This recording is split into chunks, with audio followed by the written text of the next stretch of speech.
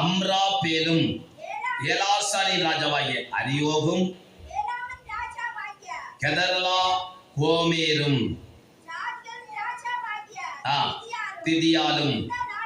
அப்ப இந்த வசனத்தை நீங்க படிச்சிருங்க. இதெல்லாம் நீங்க வீட்டுல படிக்க மாட்டீங்கன்னு சொல்லி எனக்கு நல்லா தெரியும். நீங்க எல்லாம் சங்கீதம் வாசித்தே பழகுனங்க. சில ஆள்கள் பாருங்க, சில பிள்ளைகள் நல்ல பண்டம் சாப்பிட்டே பழகிட்டாங்க.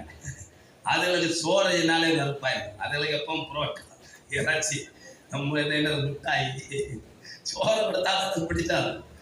இந்த கதர்லாலும் கோமேரும் இதெல்லாம் எவன் கேட்டான்? என்னத்தையாவது வாக்குதத்தங்கள்னு சொல்லி பயப்படாது, தெரியாது, போனா பிரச்சனை இல்லை. இது என்ன? அது கள்ள பண்டம் தின்ன விசுவாசிகள். ஆளுகளுக்கு நல்ல பண்டம் இதுதான் சத்து.